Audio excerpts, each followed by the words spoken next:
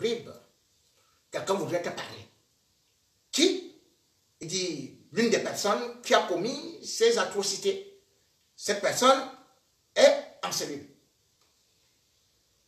Au milieu de la nuit, il a peur de monter dans la voiture du monsieur, donc il prend son propre véhicule. Il va suivre le capitaine. Ils arrivent à Mimbouma. Suivez bien. Quand ils arrivent là-bas, le gars sort de la cellule. Et il vient en costaud, monsieur. C'était un gars à Oussa, comme on aime les appeler. D'ailleurs, je vais vous donner tous leurs noms tout de suite. Il vient lui dire tout ce qu'on a dit là. C'est parce qu'on ne veut pas qu'on donne le nom du vrai commanditaire.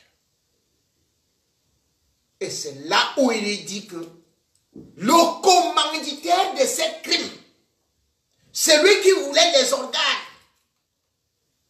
c'était Edgar Alem Bongo. Et Edgar Alem Bongo était DGSN.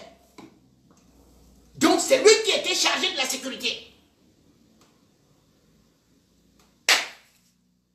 Le gars veut tomber des nues. Et après, il se rend compte que les procès-verbaux, avec le capitaine qui était là de garde, on cherche les procès-verbaux. Les procès-verbaux avaient disparu. Ils avaient disparu. Le scandale éclate au Cameroun.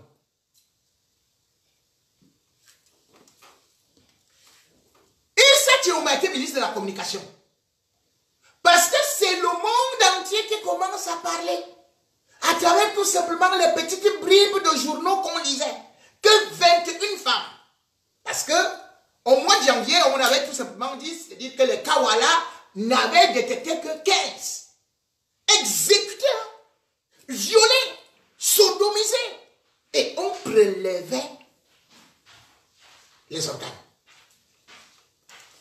Ils rentrent donc à l'hôtel. Quand le gars rentre à l'hôtel, les services de renseignement sont au courant qu'il est bel et bien là. Et il décide à diffuser l'émission. Quand il a voulu diffuser l'émission, bam! Le Conseil national de la communication suspendu. Alors qu'il n'avait même pas mis le nom de Mbongo. Juste parce qu'il était en train d'annoncer que la suite de l'enquête, je m'en vais à Yaoundé pour revenir avec d'autres éléments. C'est comme ça qu'on l'a sanctionné. Sanctionné. A-t-il été soutenu? Non. Et quand il était revenu à Yaoundé, pour refaire cette enquête, moi je suis ici en France, je comptais sur son courage. Je voulais avoir certains éléments et tout ça, mais il n'était même pas encore autorisé à reprendre l'antenne, mais il vient pour faire les enquêtes. Il se dit, je vais quand même, puisque l'émission est déjà arrêtée et tout ça, je vais... C'est ainsi donc que, dans son hôtel, à cette époque, il logeait au Mercure. Je ne sais pas ce que c'est devenu aujourd'hui. Un commissaire arrive avec 2 policiers. On l'enlève. On l'amène loin, là-bas en Guadeloupe, dans une maison privée, hein? Comme les mondiaux le font là. On va avec lui. On lui dit, tu tentes encore de parler de cette affaire-là, on t'arrête. Il dit, comment vous allez m'arrêter? Il va dire, bon, vous savez que ce qu'on va utiliser, on va dire que tu as violé un aveugle de 21 ans. Et qu'est-ce qu'on lui sort? Un audio. Un audio où il avait une conversation avec une fille qui lui disait, fais-moi l'amour, une fille qui ne connaissait même pas. C'est on retourne l'affaire, que c'est lui qui est devenu le prédateur. Il dit, mais comment il va faire l'amour avec toi? Toi qui dis que tu as parlé. Il dit, non, je veux mettre la vidéo. Il dit, je ne mets pas. Après, il dit, reste donc là, machin, et tout. Après, il dit, oh, Malik, pourquoi tu me fais ça? Donc, ils ont coupé. Malik, pourquoi tu me fais ça? Donc, quelqu'un est supposé être à Paris. Et on allait pour le tuer, pour qu'il ne parle plus jamais on allait donc le présenter que c'est toi-même alors qui est parti jouer un aveugle de 21 ans. De 21 ans. C'est comme ça qu'ils ont fini avec lui. Hein.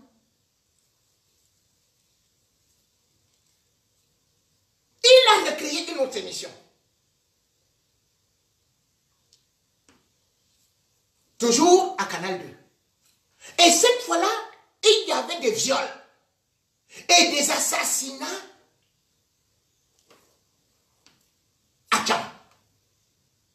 52, dont 12 enfants. Quand il est arrivé là-bas, il a fini de faire son enquête. Il était avec son caméraman qui était venu et tout, et tout, et tout. Dans la nuit, boum, à l'hôtel, on vient le trouver. Les gars étaient venus, je crois, avec un sac. Il disait que le sac avait 28 millions. On lui dit, remets toutes les bandes. Et tu ne vas pas diffuser. Mais il n'avait pas les bandes. C'est plutôt le caméraman qui avait les bandes. Et il avait profité pour s'enfuir, aller à Bafoussam, et puis partir à Douala. Et quand il arrive à Douala, il veut programmer l'émission. Je vois comment est-ce que... J'ai dit, ah bravo, je vais regarder l'émission. Que maintenant, on va dire toutes les vérités sur ceci et cela et tout ça. Quelque temps après, l'émission devait passer à 21h45. À 21h, je crois, moins, à 21h30, je vois une bandit qui est sur Canal 2 qui dit que votre émission ne peut pas passer, votre émission, quoi que vous attendez, ne peut pas passer. Je dis, quoi? Je cherche dans ma compagne. Je ne parviens pas à le joindre. Je dis, ce jeune homme-là, mais ce monsieur-là, qu'est-ce qui s'est passé? C'est plus tard que j'apprendrai que c'est... que c'est quelqu'un dont j'étais le nom pour l'instant, de la maison, qui lui dit, écoute, l'émission qui doit passer là, il faut aller récupérer la bande à la chaîne et tu pars voir le préfet qui est en train de t'attendre. Béa. Béa, le préfet Béa. C'est lui qui est devenu gouverneur à Yaoundé. C'est lui qui attendait déjà une émission qui vient parler des crimes rituels, des viols qu'il y a eu à Tcham. Avec des preuves, des témoignages. Il n'y a pas de censure au Cameroun. Qu'est-ce que le préfet on dit qu'il est déjà là en train de l'attendre et tout et tout. Le gars n'est pas parti. Il a décidé de démissionner. Quand il menace de démissionner, c'est là où Eric Fosso, de Canal 2, ira le voir pour lui dire que tu vas vraiment revenir. Non, laisse, c'est un petit incident qui s'est passé. Le gars avait insisté que son émission doit passer. Mais, par la suite, on avait quand même laissé. Quand il est revenu, que l'émission passe, mais il est resté à Canal 2. 17 mois sans salaire. On lui remettait un bulletin vide. C'est-à-dire qu'il voit le bulletin là, qu'il a de l'argent. Mais les gens d'en haut avaient dit que celui n'a plus rien. Et les patrons de Canal 2 étaient au courant. Il n'y avait que, je crois que Jean-Bruno Kanye qui avait voulu soulever cette histoire. À l'époque, il était directeur général adjoint de l'information. Je crois Jean-Bruno. Il faut voir si je me trompe. Qui avait voulu soulever ça. On lui dit que non, non, non, il reçoit très bien, il perçoit tout son salaire. Le gars est devenu fou, c'est un fou. Allez sur YouTube, cherchez les émissions de ce gars-là. Tapez seulement Malik Djoumessier. Vous allez voir la qualité des reportages, des recherches. Et surtout, vous aurez peur dans votre pays de ce qui se passe là-bas. Et de ce que le régime Biya nous a donné. Ce que vous voyez là, les Bobdas, ça existe depuis. Ils sont nombreux. Celui que vous voyez là. Oh là là là. Il est même trop gentil. Il est même trop gentil par rapport aux autres. Ce que nous on a vécu quand il n'y avait pas de réseaux sociaux et qu'on nous interdisait de parler. Comme on a broyé ce Malik là. Je ne sais plus là où il est aujourd'hui. Où ils l'ont tué, où il est où je ne sais où est. C'est comme ça. Ils ont fini avec lui. Et c'est comme ça donc que les journalistes d'aujourd'hui, lorsqu'il y a la vérité, tout comme aussi certains activistes qui sont ici, dès que tu lui donnes de l'argent, bon, il ferme la gueule. Vous voyez ce garçon-là, lui, il avait refusé, je crois que 28 millions à l'époque. 28 millions. Qu'on lui disait, tu te tais, tu ne parles pas de cette affaire. Mais lui, il avait fait son travail. Des journalistes comme ça, parce que je vois, on nous félicite beaucoup d'activistes, beaucoup de lanceurs d'alerte. Mais n'oublions pas ceux qui ont perdu leur emploi, ceux qui ont perdu leur vie, comme Martinez Zogo, qui ont fait leur vrai travail pour dénoncer ce régime satanique, parce que c'est une affaire de régime. Il n'y avait pas tout ça au temps d'Aïdjo. Mais s'il y a aujourd'hui ça, c'est parce que les gens vivent de cette chair humaine, boivent ce sang et sont là pour détruire les enfants, que ce soit des hommes, des femmes, des fillettes. C'est un réseau de crimes organisés.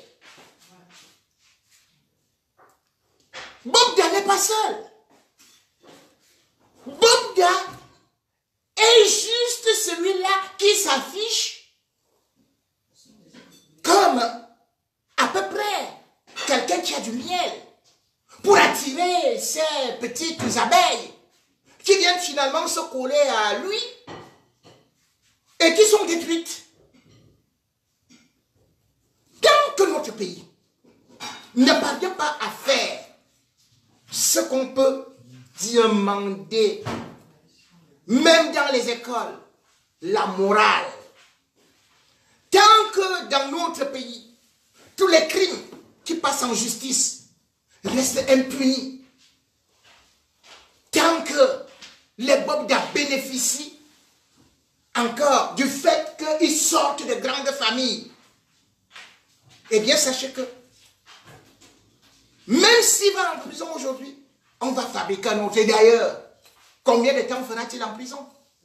Puisque je vais vous démontrer d'ailleurs comment ils ont libéré les autres, qui ont commis des assassinats, qui ont commis des crimes. Et d'ailleurs, si on cherche derrière, si on fait des vraies investigations, vous allez vous rendre compte que ce n'est pas seulement de ce qu'on est en train de vous présenter qu'on accuse Bobda. Parce que beaucoup d'autres choses risquent de s'ajouter, dont les disparitions. J'ai eu certains témoignages qui montraient qu'il y avait telle ou telle personne qui s'était rendue à Douala à l'invitation de Bobda et qui est portée disparue. Cette personne se trouve où? Puisqu'il n'y a pas eu de démenti de la famille. Il n'y a pas eu de démenti de la part de la personne. Ce qui signifie que cette personne est effectivement portée disparue. Et il y a beaucoup de témoignages des femmes, des hommes, qui disent qu'ils ont échappé. Quand vous ne faites que dire que oui, il n'y a pas beaucoup de témoignages, il n'y a pas beaucoup de témoignages, vous voyez que c'est 2 millions de personnes qui vont venir témoigner. Même une personne suffit. Vous n'allez pas dire que si on tue une seule personne, ça va. Si on a tué 2 personnes, ce n'est rien. C'est quand on va tuer 200, 2000 personnes. C'est là où c'est très très grave pour vous. Je vous ai parlé du cas de Mimbouman. On avait tué toutes ces femmes-là. Je vais vous les lire. Et dans quelles conditions? Et vous allez voir que ce n'est allé nulle part.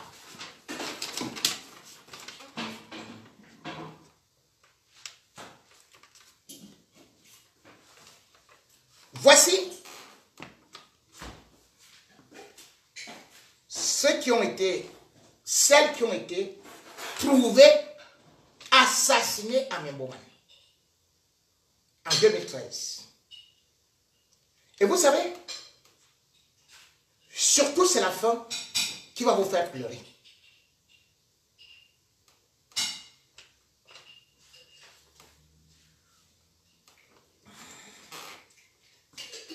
C'est Issa Chiroma, ministre de la Communication de l'époque,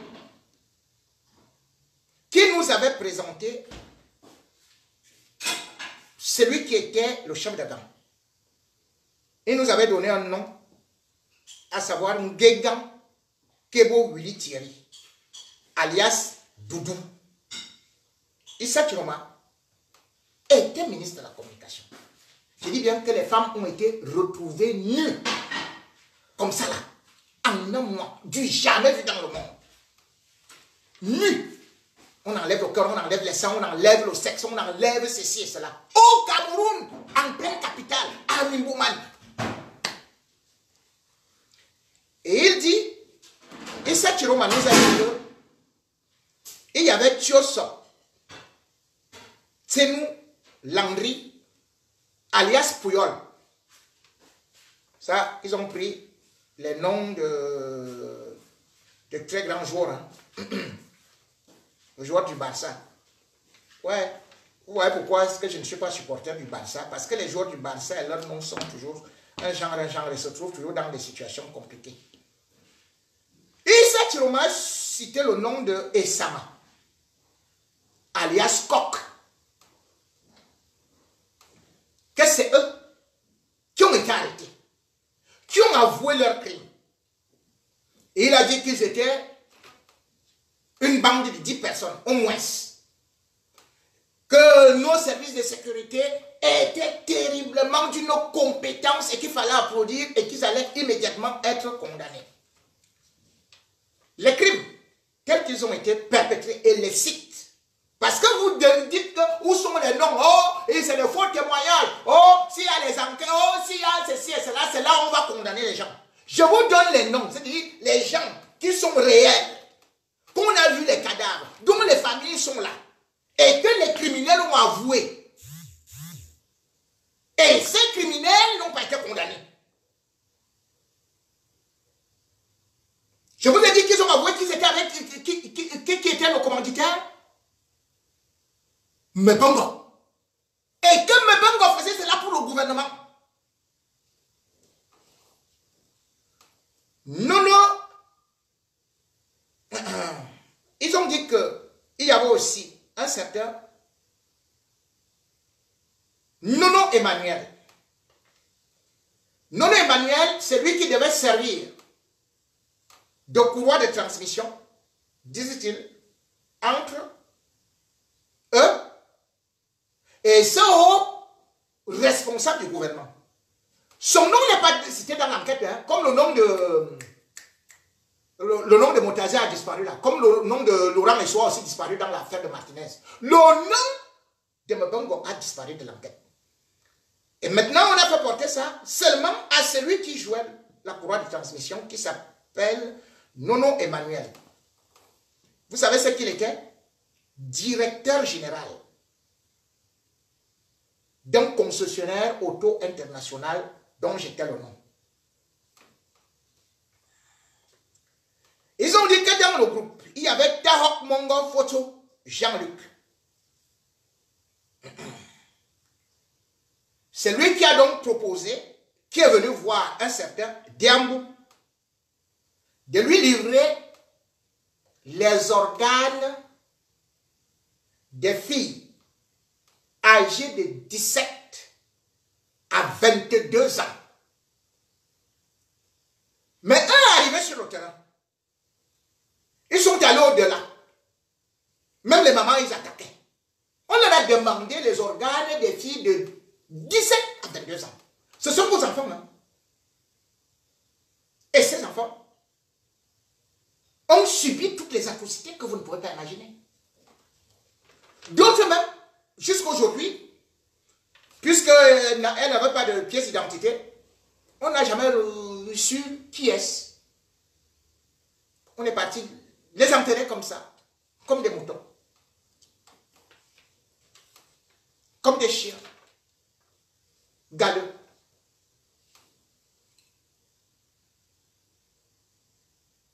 C'est le 5 mars 2013 qui a donc eu la reconstitution des faits d'un moment. Devant le monde entier, les caméras. Et on allait site par site. C'est une Cameroun extraordinaire. Amimbo Mancheferi. C'est là où gisait le corps. Un corps non identifié. Comme d'habitude, on dit que c'est Bertrand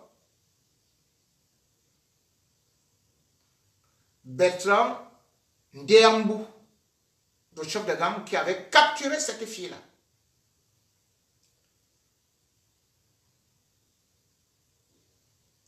Julius Nkemta. Julius Nkemta l'a étranglé. Et c'est Wafo qui a commencé à la violer. On a d'abord enlevé ses paupières, ses yeux, ses cheveux, le sexe. Après l'avoir violé.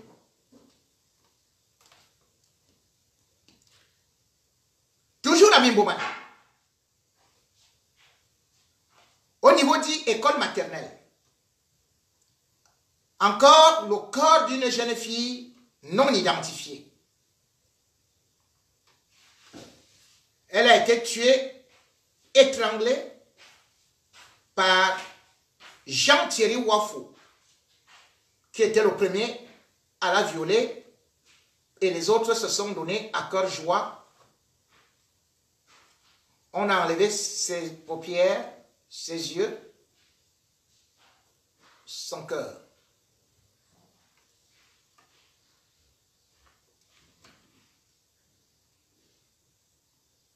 À Mimboman, petit stade, je vous dis seulement en le même mois, nous avons la police, la gendarmerie, et ça se passe au même quartier. Mimboman, petit stade. Ici, ils ont flaqué une fille dans les partouches, puis sont partis l'endormir avec un produit toxique. Ils l'ont transporté, ils l'ont violé, sodomisé. Ils ont coupé les seins.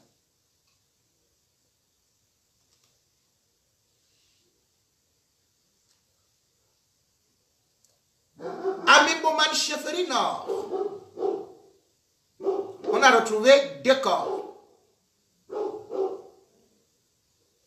Un corps non identifié et un autre corps dont la fillette s'appelait Momo Calixte.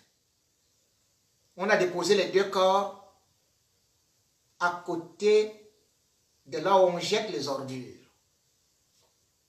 Les ventres avaient été comme des chèvres. Et puis, avant cela, ils avaient été violés.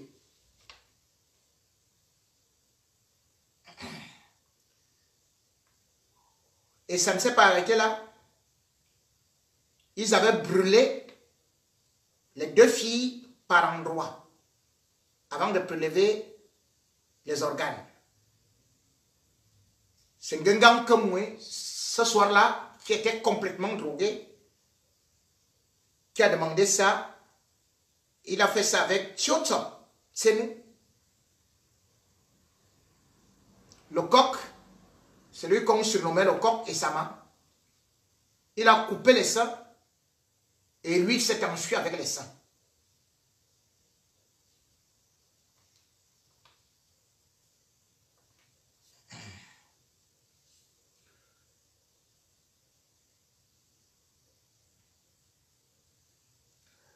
À Mimboman, au lieu dit première chapelle, le corps d'une fille au nom d'Agnès Magne avait été retrouvé derrière la direction du FECOM. Elle aussi, elle avait été violée, sodomisée, les reins enlevés.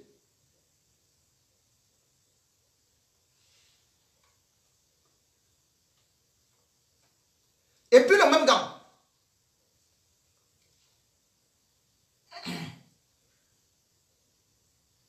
Était aussi à Mimboman Mailleture.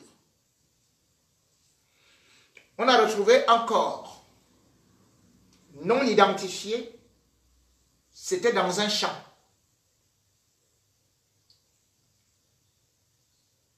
On avait porté cette fille puis on l'a amené dans une maison, on a fini par la violer, par la droguer,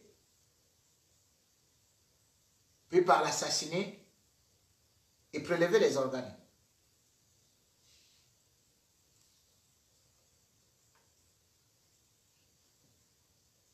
Le même gars est allé, le même mois, en Kouaban, où ils ont violé, assassiné, d'abord, parce qu'on a violé le cadavre, celle-là. Elle était mariée. On l'appelait Madame Loïse Chipa Mendjina Mbanga. Les trois ont violé le cadavre. Là même, on n'a pas violé qu'elle était vivante. Là, c'était le cadavre. Avant de prélever des organes. Au complexe Foué, habitant, le même gars, même moi,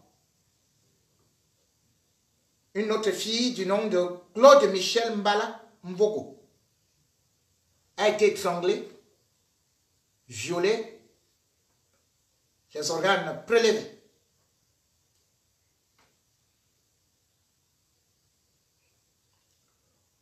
À Okui Maïtur, le corps d'une fille nommée Marinette Majni Fegue a été retrouvé dans un chantier abandonné. Celui qui l'a enlevé a fracassé sa tête, il s'appelle Ngengan, sur une masse de béton.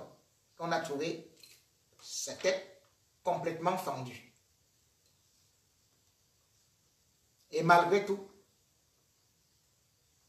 ils l'ont violé dans cet état-là.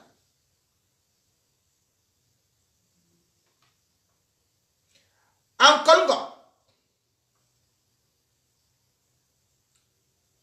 le corps de Nguetsop, encore une autre femme mariée, Nguetsop épouse Basso Delphine, a été retrouvé dans un champ. Cette fois-ci, ils ont utilisé une moto. Ils se sont passés pour des gentils garçons qui lui ont dit on te dépose et tout ça. Elle est montée sur une moto et on était parti avec elle dans un champ où on l'avait violée, sodomisée et puis des organes prélevés.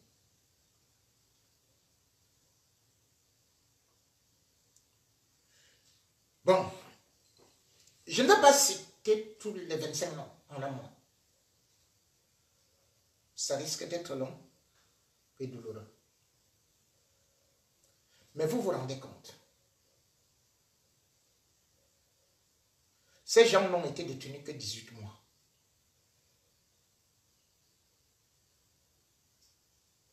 Le 31 juillet 2014,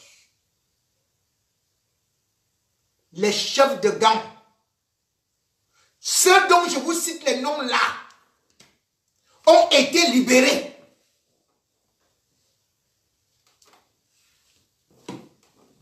Et ils ont été libérés. Taok Mongo. Libérés. C'est-à-dire que les gars ont avoué, on a fait la mise. Vous vous rendez compte? À la télé, on les a vus. Les gars sont passés aux aveux. On a fait la reconstruction des faits. Ils sont libérés. Fosso Jean-Luc, libéré. Nommé Emmanuel, qui servait de courroie de transmission, avec Jean-Baptiste, avec Mbongo, qui lui-même, selon les aveux de Nono, était avec des membres du gouvernement et pendant les réunions, se servait de ces organes-là. Il a été libéré. Déjà, il n'avait pas pas cité, lui ne citait, personne n'avait plus osé citer le nom de Mbongo. On avait peur de lui. Et vous voulez que les gens ici, ils avaient peur de lui. Et vous croyez que les victimes d'aujourd'hui, qui ont vu certaines personnalités avec leurs yeux, qu'elles auront le courage?